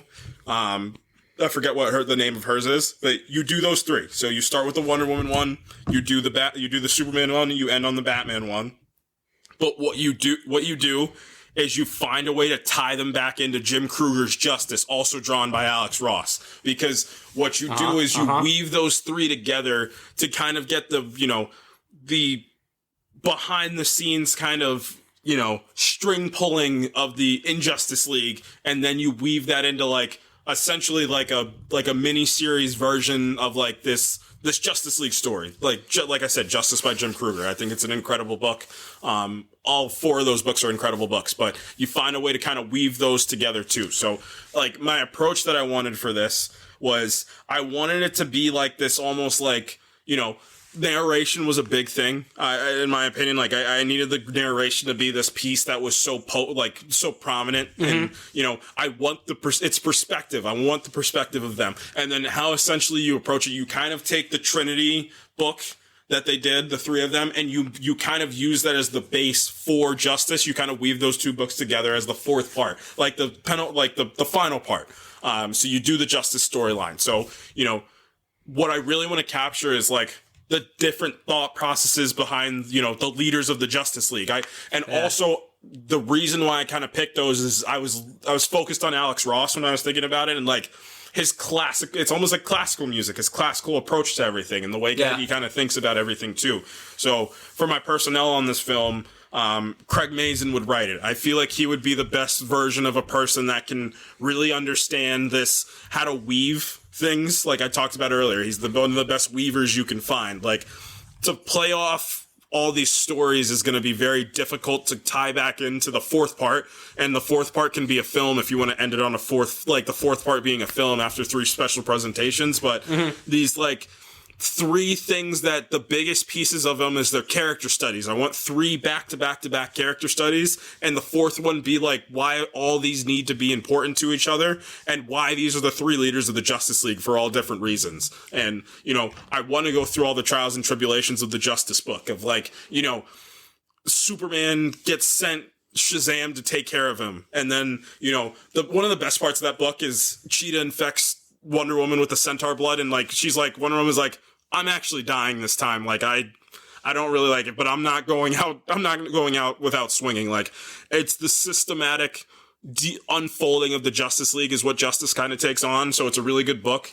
And I really kind of want to see that. Like, I want to see a Lex Luthor kind of be the main villain of this entire thing or the entire just like Joker, Lex Luthor, Cheetah, and then you get into the Green Lantern stuff. Like, Green Lantern literally gets thrown on the other side of space with like no direction of his ring where he needs to go, and he needs to get back onto the other side of the universe. Like, Shazam being infected and working for Lex Luthor. Like, I want all of the. Oh, sorry, that's my mistake. That's in Kingdom Come, right? Or am I? No, that's Injustice. That's not Injustice. That's in the book Justice. Yeah. By Jim Kruger and Alex Ross. So I was but I was going to do a 3-parter, but I thought they should culminate in something. And I think Justice is the best way to culminate the three of those pieces. But like I said, I want 3 character studies on why all their ideologies on the way that they deal with their cities or deal with the world is all 3 different, but still it's like different, but the same. They still want the same things out of each other. So I feel like that would be a really good approach to kind of do. It's like the Alex Ross, like, triumphant, like, here, like, this is what you've worked all your life for, is to, have your name on all these projects. So, for my composer, I want a classical feel to this, and not only in the way, and my cinematographer is also going to make sense for this as well too. I wanted this classical feel to it, so I said Michael Giacchino would be my composer, and then I said Emmanuel Lubezki, who did movies like La La Land. Like, I want a bit of like a older feel to it. Like, I want an older, more mature feel to it. And I think the two of them combined with my director, who would be James Gray. And I specifically took that from Ad Astra because I love the way he shot Ad Astra, or Hoyte van Hoytema. But it's the approach of, like, it's that narration, and it's so personal. Like, you're talking about this entire large-scale conspiracy that's going on with the Earth, but it's encapsulated in, like, a father and son story. Like, I want that approach for all these 3 characters of, like, whatever's going on, and that's the long-form weaving that Craig Mazin would get after as well, too. So that would be my approach. Like, this 4-part miniseries, like I said, maybe 3 special presentations that lead into a Justice League movie. I love it. But yeah, like, a little bit mature, a little bit more classical feeling, but I really want this to be a celebration of the DC Trinity. I think that's a great idea. And I think it's something that's kind of been a little disjointed at various points of what DC is doing currently. Like, it feels like they can't quite hit all 3 of them at the same time. And it's funny because Marvel did that. Like, and it all culminated in like them walking up to Thanos in Endgame, like the 3 of them together. Like, you felt every single individual of those 3, like, why they are there at that moment in space and time. So I want that same approach, but I want it to kind of be like I said, the celebration of the DC Trinity of, like, why all their ideologies work for what they're trying to do on Earth. And, like, obviously Batman's is different. Like, Batman's is a really emotional one. Like, Superman's is like this, forward thinking, and then, all these pieces. Like, I want all those 3 pieces to culminate into, like, this Justice League movie of, like I said, like, the Injustice League is literally systematically taking out all the Justice League, and, like, they look to those 3 of, like, what do we do? Like, you guys are our leaders. What do we do? Like, I really want to like a live action version of, like, this is the celebration of not only that, but DC Comics as a whole. Yeah. I really like that. I think that's really cool. I think your idea of, like, making it, I think the idea of making it like a kind of like a mini series is actually really inspired, because, like you said, it kind of gives each story a purpose, and then you culminate it in this other. And I was really trying to think of what book I wanted this to culminate in. Like, I could have went different directions. Like, I could have taken a Justice League title. I could have taken, like, a Justice League versus Darkseid title. I could have taken, but, like, I think I wanted to stick with Alex Ross, and I can't use something Alex Ross related yet. It's coming. Oh, but like I said, Justice by Jim Kruger, I think, is, like, it's very, like, it's like the Top Gun Maverick way of thinking. It's simple. Like, it's like the book is literally the Justice League versus the Injustice League. That's all that book is, but it's the way they approach it. I think that would be, and like I said, like, it is the celebration piece, like that of, like, it's all the best heroes versus all the best villains, and, like, let's get it on. Like, this is it. Like, I do want that big splash page, but, like, I also want it to be handled as, like, this, like, remembrance piece of, like, why these characters are who they are, and, like, why the 3 of them are so important to, like, of all these all-powerful heroes. Like, why are these 3 the ones that are, like, tasked with being the leaders of this entire thing? Yeah, I think that's really great. I love the focus on like the ideology part of it too, about what brings them together, but also what makes them different. Mm-hmm. I think is really, really smart. Yep. I love that. Movie time. All right, this one I gave quite a bit of thought to. Me too. So I thought long and hard about this, and I'm just thinking to myself, what just great, I love a good story about just a tortured soul doing a revenge mission is basically not a revenge mission per se, but like I'm thinking because one of the things we didn't really talk about up top was that John Bernthal's doing a Punisher short special presentation thing. So I'm thinking like what DC version of like a Punisher story could I do? And I landed on the Red Hood. Right. Wow. Okay. So I'm jumping right into Red Hood because I don't quite know I didn't want to jump through the logistics of what Batman is this Red Hood doing. I don't care. Okay. I'm not really pressed about the Batman thing. I'm more pressed about the story about this young man who was left for dead and re-arose as just, this maniac.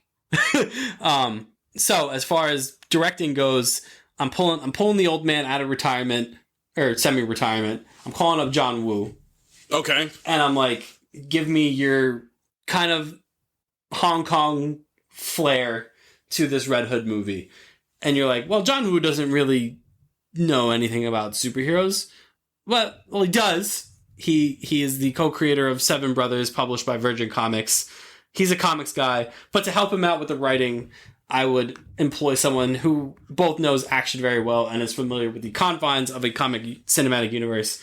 And Shane Black would write it. Yo, what's this guy onto? Like, this was me literally sitting forward in the chair. I was like, wait a second. I'm in. Yeah. Hold on. So Shane Black writing, John Woo directing. This just kind of like crime, revenge story of the Red Hood going after, take your pick of criminal. Obviously, it's Black Mask. Obviously. And we're gonna take Ewan McGregor and we're gonna tone him down a smidge. Okay. And make him a little more formidable. Okay. As a Black Mask. And as for who my Red Hood, I thought a lot about this, and I'm like, how young do I want him to be? Do I want him to be like, I thought like Dacre Montgomery, but I'm like, maybe he's a little too old. So I landed on, my Blue Beetle thing really got me thinking about Cobra Kai, and Tanner Buchanan is who came to mind to play a kind of not quite young kid Jason Todd, but a post being beaten to death and coming back as like this darker, grittier, angrier person. Okay. And Tanner Buchanan as my choice for Red Hood. And we just go like, it's like John Wick meets Lethal Weapon in a way. Mm-hmm. And we just create this, again, we kind of like do DC's, would essentially be like DC's version of The Punisher. Where you sit down, you watch this movie for like maybe not even 2 hours, and you just leave the theater thinking, damn, that guy's cool. Is he cool? Yeah. Hell yeah, he's cool. And he's Red Hood, yo. And like you draw that line like at the very end of the movie, like he's not a hero, and he just probably just executes Black Mask at the end of it. Mm-hmm. And then maybe we can figure out the Batman stuff afterwards. Okay. Should they do it how they're doing the Ballerino, where like he's just in the movie? Like, don't mince it. Like, just put him in the movie. Yeah, and then like maybe that's the big reveal. Like he executes Black Mask, and then you get like a post-credit scene of like the Batman showing up at like the crime scene, and like you see like one of those. He's got like a Red Hood version of batarangs. I don't know what they're called, but like maybe he like left one behind, and Batman just picks it up and like puts it up in the light, and you're like, oh, like now Batman's got a, and then like you could literally do like the next movie, like because like that would be the thing. Like I would start. You start the movie like cold open of the movie, and like you don't see anything. Like you just hear Jason Todd being beaten to death in like the first, and it's very uncomfortable. They would never do that. Like, the first, like, 5 minutes of the movie is just him being beaten to death. And you're like, oh, God. Like, this is terrible. You hear, like, you do maybe... Because, like, I still think Mark Hamill has, like, the best Joker laugh. Sure. So, like, you do, like, a stock audio of, like, Mark Hamill laughing as, like, Jason Todd's, like, being beaten to death. And then, like, we do, like... Because it's a John Woo movie, so like, it's, like, a gun fu type, you know, almost like a, you know, kind of... Not cheesy action movie, but, like, it's just, like, this hardcore action movie. So, like, maybe we do, like, a little, like, Jason Todd voiceover of, like, what happened to him. And then you just see... You know, you just see Red Hood. Properly. Like you don't see any of the beating stuff happening. And then the first thing you see is like the mask of like the Red Hood. And then you're like, oh, here we go. And like he's not, because like that's the whole thing. Like you would think like his revenge would want to be on Joker, but like that's never been that dynamic. No. Historically. Like sure, Red Hood wants to kill Joker, but like Red Hood is the means to an end for Joker. Like he doesn't really care about Jason Todd in that way. Like he beat Jason Todd to death just to get to Batman. So, like, they don't really have, like... They have beef. But it's, like, one-sided beef. You know? Mm-hmm. And then, like, you just chronicle Red Hood, like, going after Black Mask. And he keeps slipping through his fingers. And then he finally gets him. And you're like, what's he gonna do? Like, is he gonna kill him? And then he does.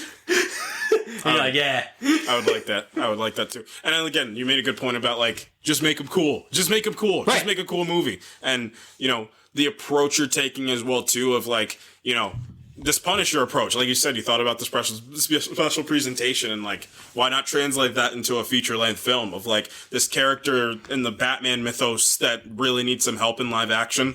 I think that would be really cool. So I'm in on that. And what you do to like emotionally ground the movie is you have him in these quieter moments with the mask off, and like maybe there's flashbacks to like, right.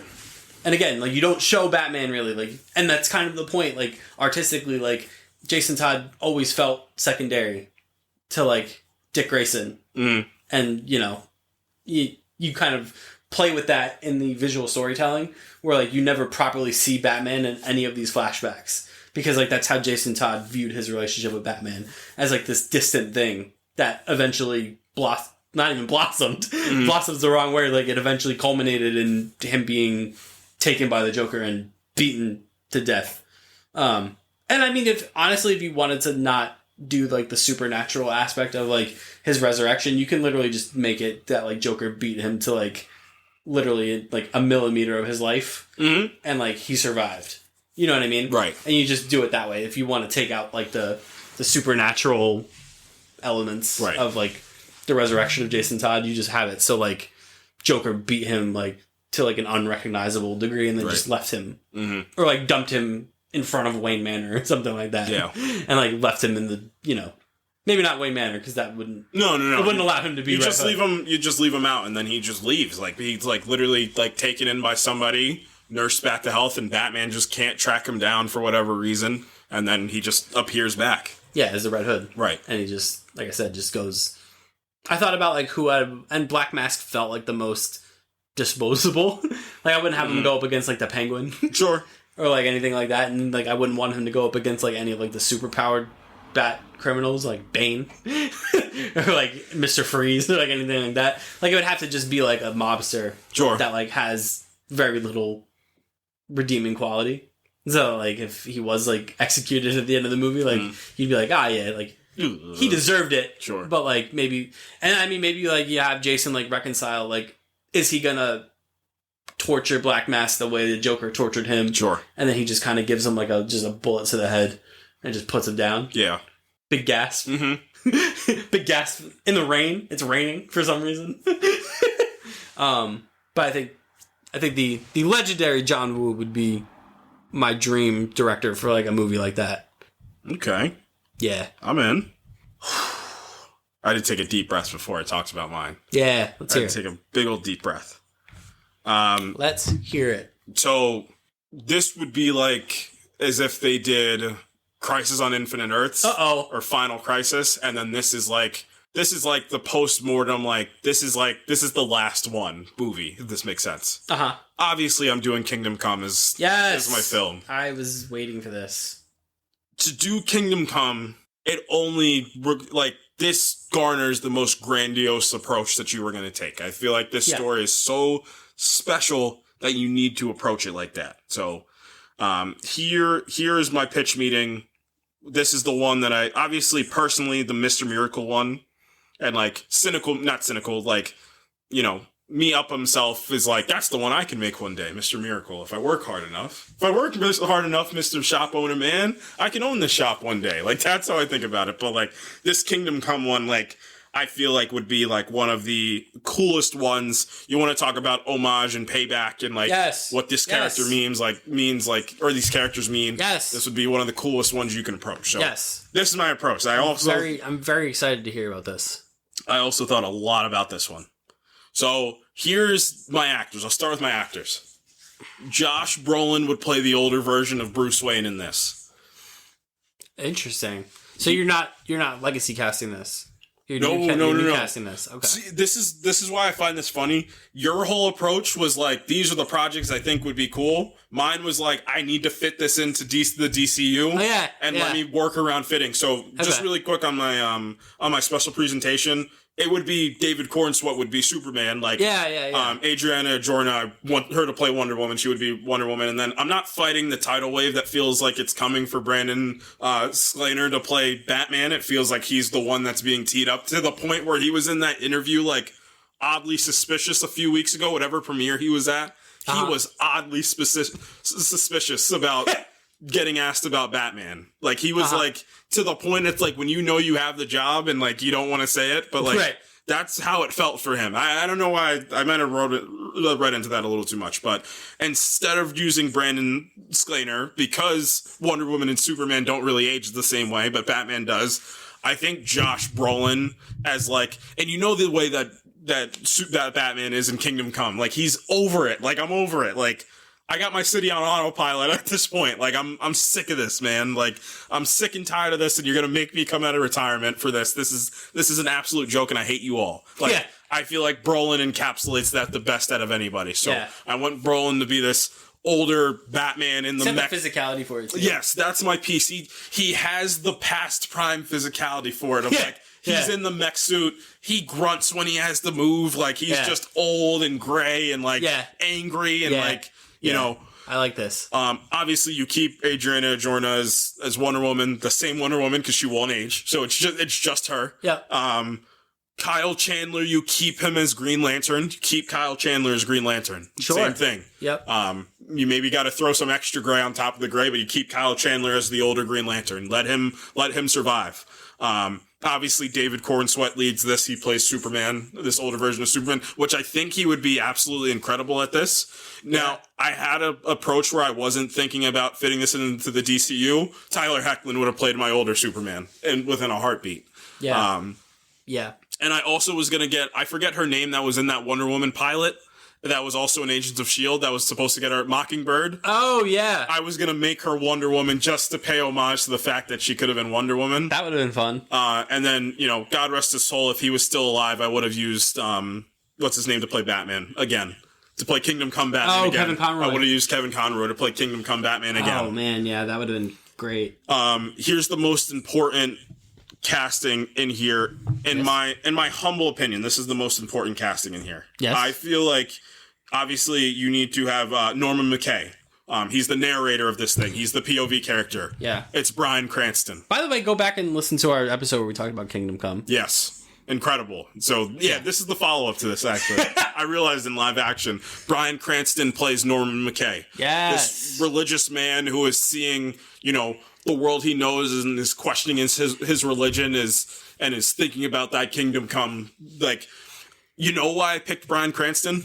Because of Godzilla and the way that he was moving in Godzilla, I feel is the way he was moving. It's the perfect approach. Like this, like you just add the religious aspect onto it of like, and it's the same approach. It's like you're seeing these titans rip the world apart, and like you need the savior piece, and like you need a bit of the old guard to come in and like, you know, set them right. And which goes into my last casting, and probably one of the more important ones is who plays Magog. That's probably one of the more important pieces to it, and that'd be Austin Butler. I think he has the physicality for it, and he also has those like he has he has the presence to be the front-facing, I'm the hero of this situation, I'm saving everything, but, like, he can also flip it to be like, I don't give a dang about any of these people out here. Do you think I care about any of these people? You people. Well, I want you guys, if you die in the service of me being the world's greatest hero, that's fine with me. Like, I think it would be a really cool approach. It's one of those things of, like, the same thing I feel about the Superman movie itself of, like,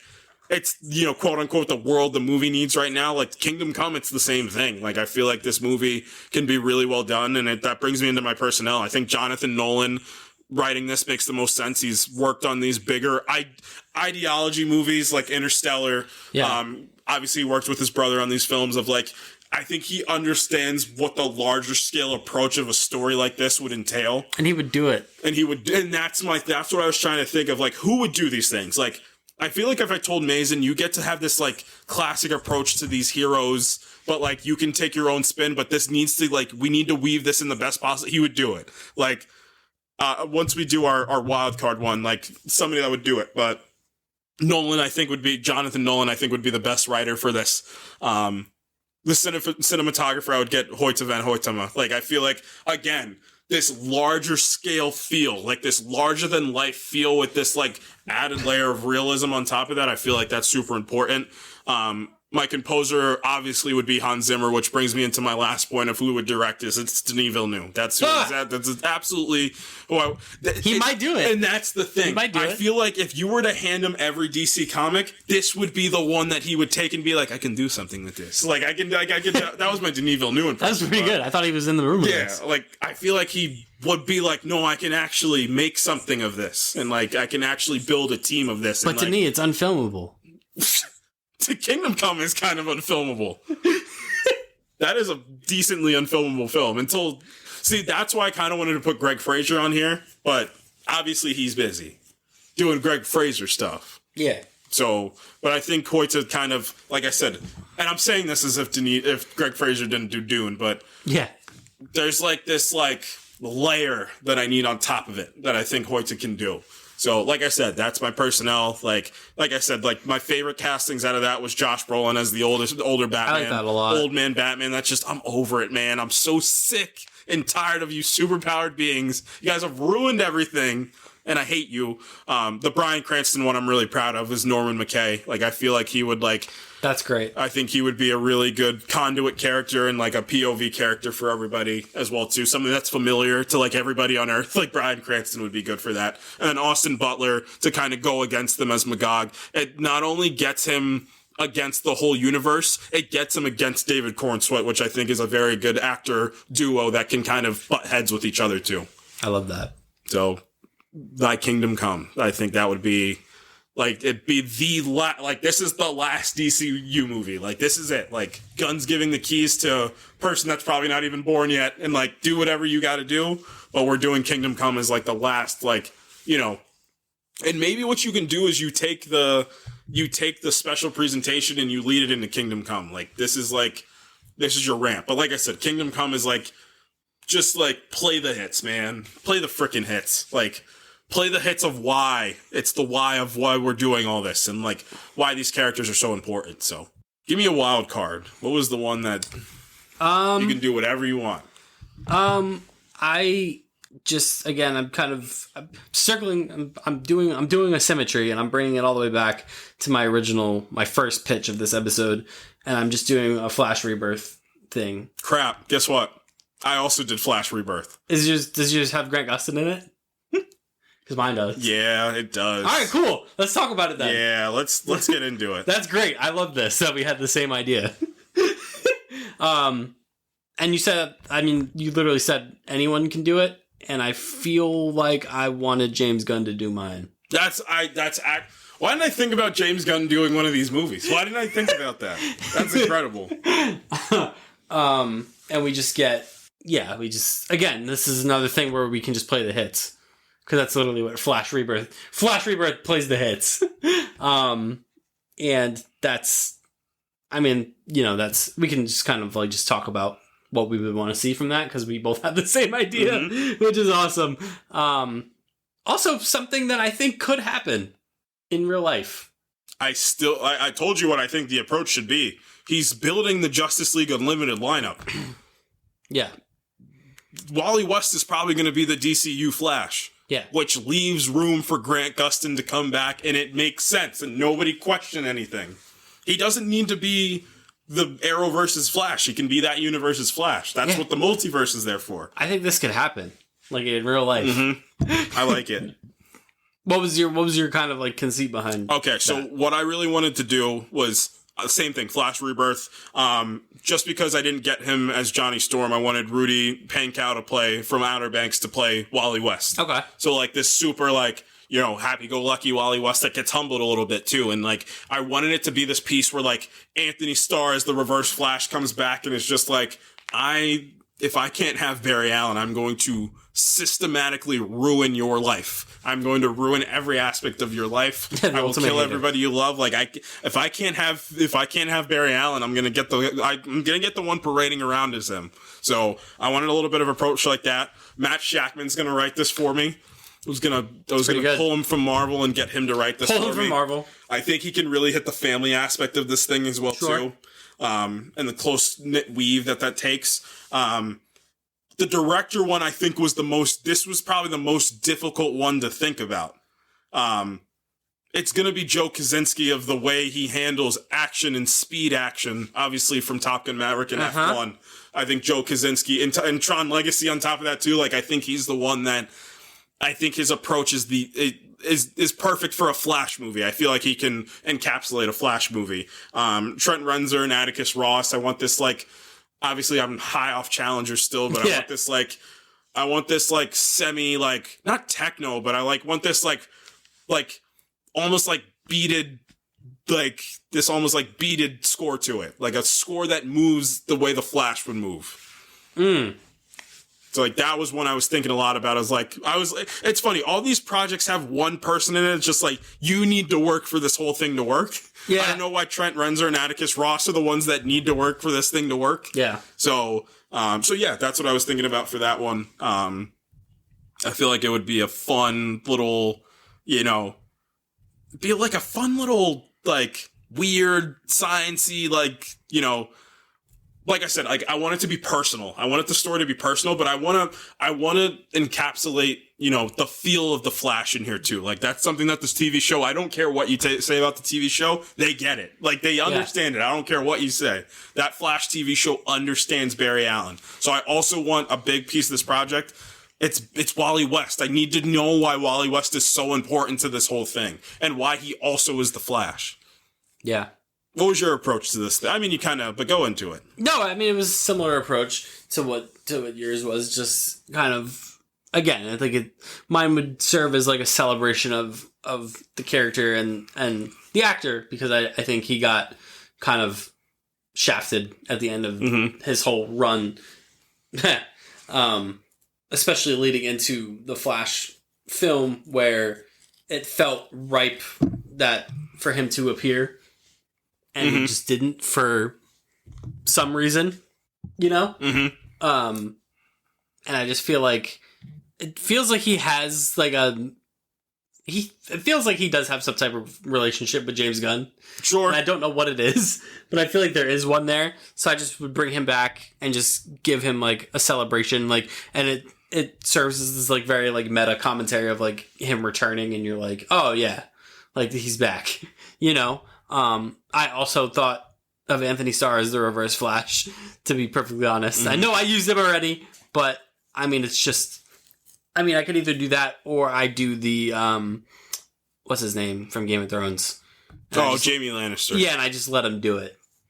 He was that was the point of him being in the Flash, if I'm not mistaken. Yeah. Like, that was the point. It was like, the Reverse Flash was there the entire time. And again, I just don't know what happened. One of those guys, like, I just don't know what happened to where does his career go?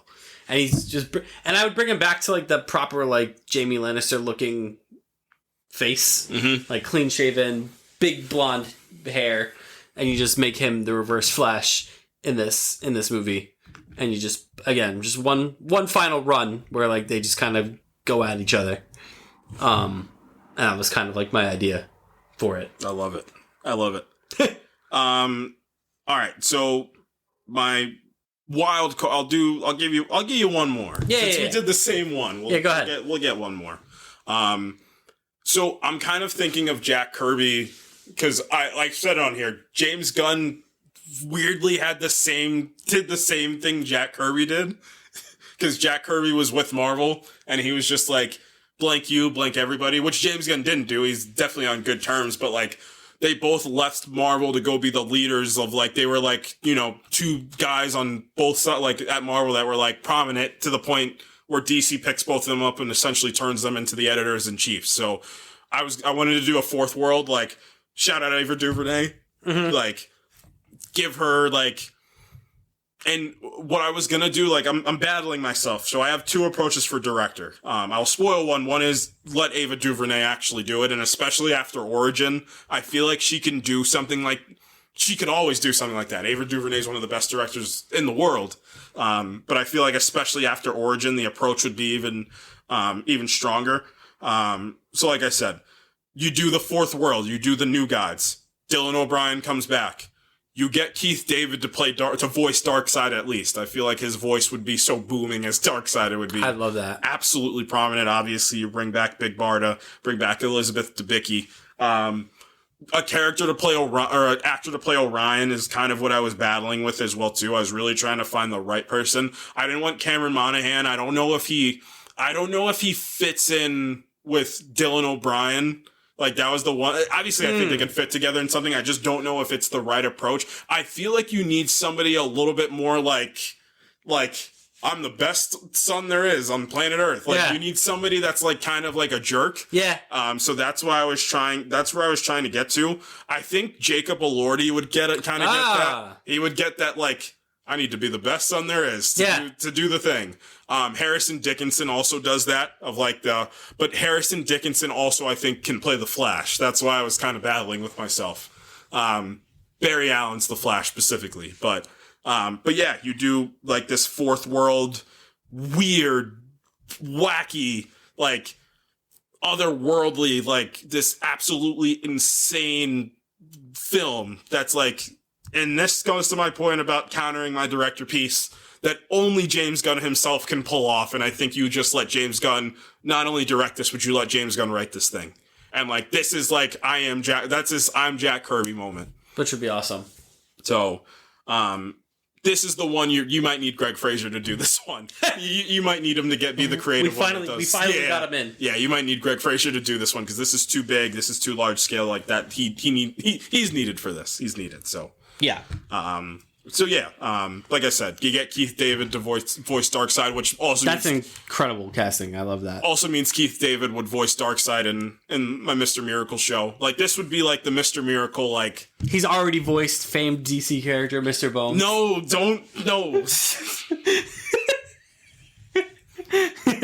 But yeah, I think this would be like I said, this absolutely like out of left field, absolutely crazy. I had a third pick to do be the directors of this thing.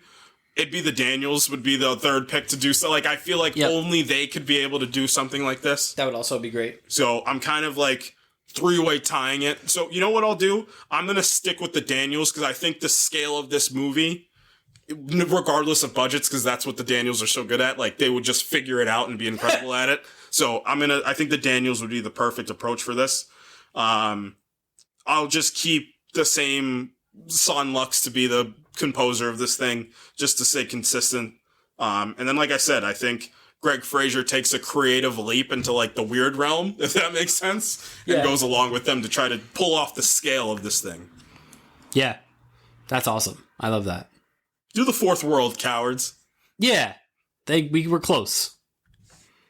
Do the fourth world. Yeah, we were close.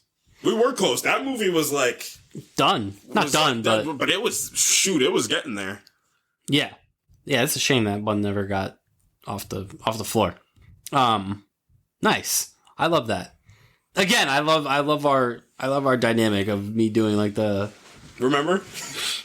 Yeah.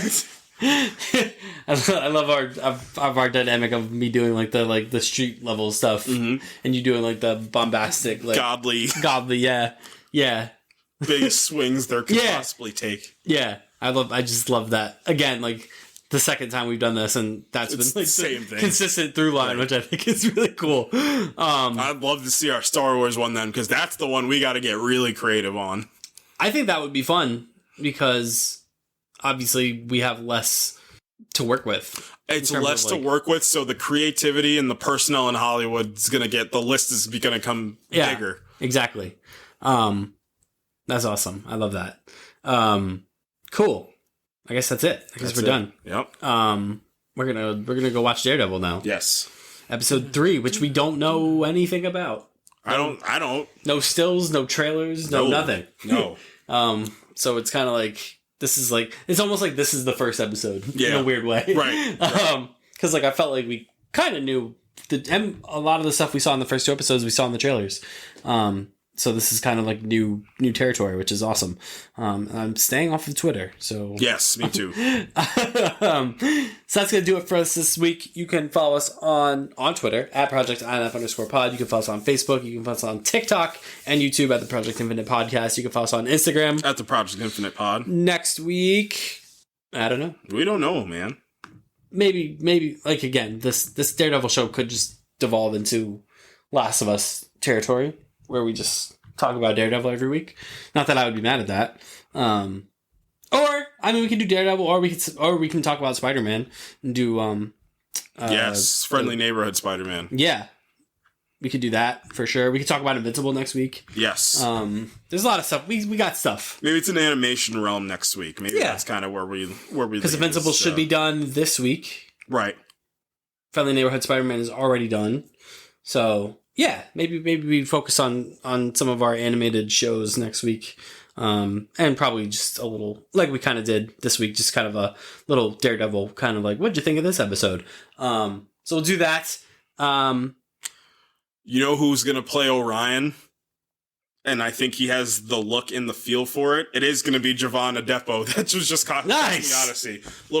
I think it plays to like, he's actually Darkseid's son as well too. So I think it plays on that a little bit as well too. And I think he carries like that, hey, I'm Orion. Like, do the right thing. Like, shut up, man. Like, nobody cares. I don't know why I threw that out there. I was really trying to search for it. I was thinking about Desmond Idris to do it. Like I said, like, just like a guy that's so pompous. Like, Orion, shut up, man. We don't care.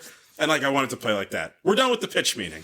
Yeah. This is me kicking back open the door. Wait, James, I had one more thing. Wait, one more thing. Cool. All right, that's it. From me, from the... Careful, man. No. From the... Am I just James Gunn? Does this say James Gunn or Jack Kirby? Both good options. Yeah. I hope they both didn't do bad things. Not that we know of. Jack Kirby, good guy? I hope so.